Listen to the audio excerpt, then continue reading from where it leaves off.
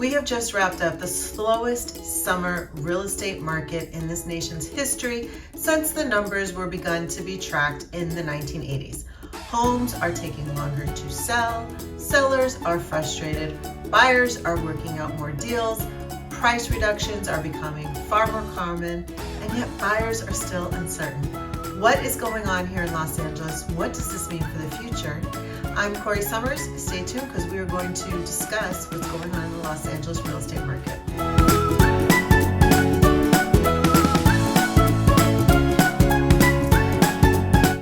Hi everyone, I'm Corrie Sommers, a local Los Angeles realtor.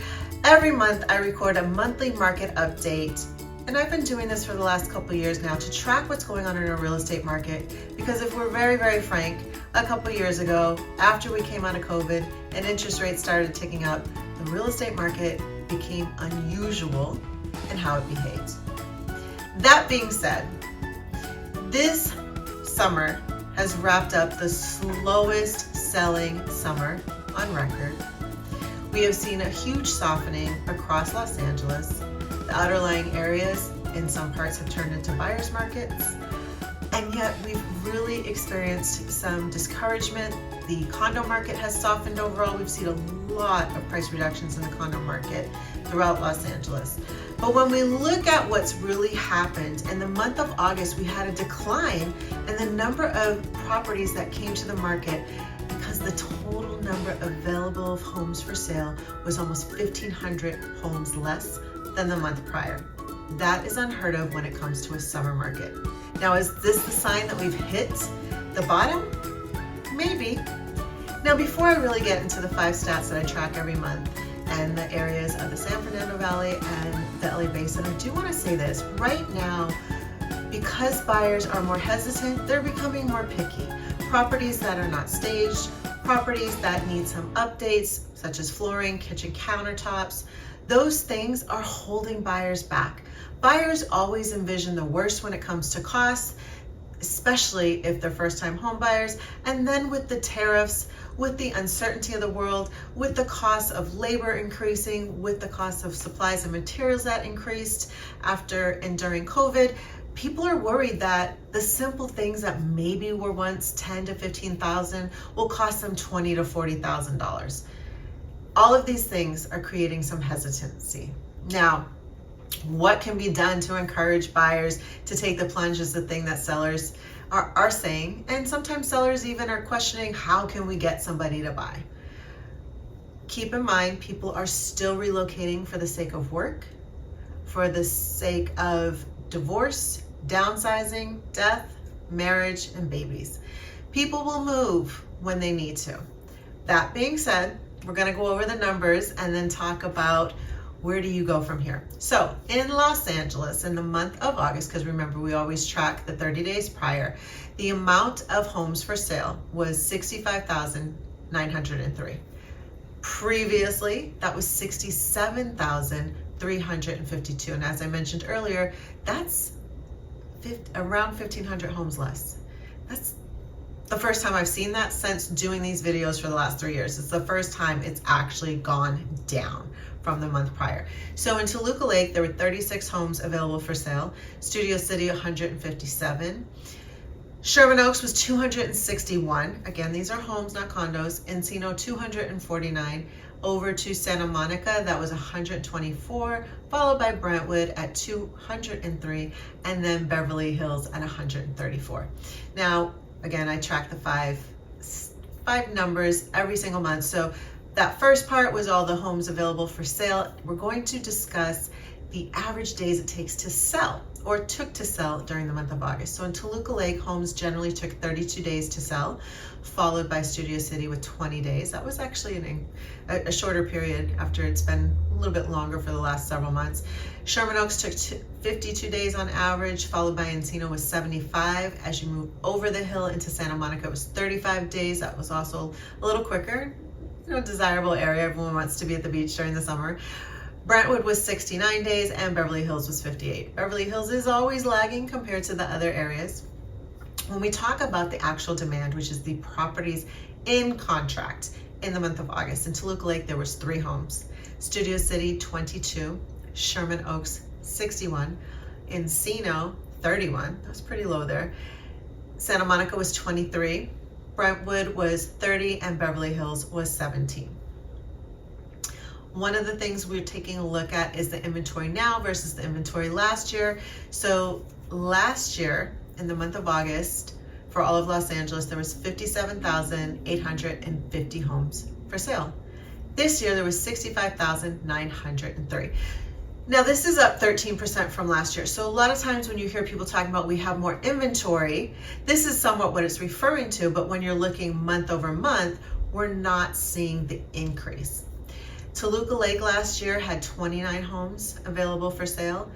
This year was 36. That's up 24%. That's actually pretty good.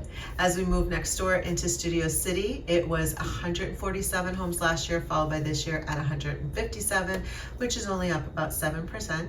Moving over to Sherman Oaks, last year was 212, followed by this year 261, up 23%. Encino last year was 204, followed by this year at 249, which is up 22%. As we move over the hill into Santa Monica, it was 94 last year, followed by this year at 124, which is up 32%. Brentwood last year was 112, followed by this year 203, up 81%. That's pretty significant. Here's the twist. When we go into Beverly Hills, last year it was 128, this year 134, only up a little over 4%. Pretty interesting there, but what's also interesting, if you recall, or if you haven't watched my video from last month, I encourage you to go and do so. But what we noted was there was 18% price reductions throughout Los Angeles. 18% of the homes on the market had a price reduction. So let's talk about what happened this August. In Toluca Lake, there were 5 price reductions. That's 14% of Toluca Lake's inventory. In Studio City, there was 25 price reductions, 16% of Studio City's inventory. In Sherman Oaks, this is 41 price reductions, which is 16% of Sherman Oaks' inventory, followed by Encino, which had 45 price reductions, a total of 18% of its inventory. Santa Monica, 16 price reductions, which was a little bit less, 13% of the inventory. Brentwood, something similar happened, 22 price reductions, only 11% of the inventory. And in Beverly Hills, 10 price reductions, only 7% of the inventory. So let's talk like the total number. In August, there was 11,253 price reductions out of 65,903 homes for sale. Now this is again just single family homes. I don't, for the sake of these reports, track the condo market, but because I have had a condo listing, I do want to talk about the fact that condos have been moving slow and inventory has been sitting. Things are taking longer to sell. There has been higher price reductions. If you are in the condo market and are curious for the area that you either own or considering buying, reach out to me and I'm happy to give you those stats. And if you are living in an area and you're considering selling, or you are living in one part of the city and considering making a move, maybe you've gotten a new job or something of that nature and you don't know so much about that market, always reach out to me. I have information for you. If I've already done a neighborhood video, I'll be able to send that to you. And if not, I have the information that I can share that will help you get to know that area and explore and decide if it's right for you. If you have been considering selling, I just want to reiterate, the best you can present your home, the cleanest, most freshly painted, staged if you are no longer living there, as minimal modern updates. Keep in mind, Compass, as well as some other companies, do have concierge services where we can go in, freshen up your space, maybe cover your staging, or if there's a couple of things that need to be done to help your property to sell, such as changing countertops in the kitchen, countertops in the bathroom, things like that, we can get that done for you. Most people, when you decide to sell, you need to cash out as soon as possible. If you've bought another home, carrying to mortgage can weigh you down very, very quickly. It's something I'm very mindful of. I've had a very interesting week, and one of the things that your real estate agent, this is important to realize, we are here to guide you and help you. We are not going to force you to make decisions. If you are considering selling your home, if you are considering buying a home, I strongly encourage you to schedule some time on my calendar. I would be happy to be one of the agents you consider hiring for the job.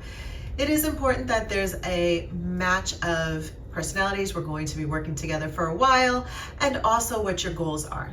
Your goals are always what's important to me, getting you the most money if you're selling, protecting your money if you're buying, getting you the best deal, and of course doing all these things in the shortest amount of time. That's everybody's goal.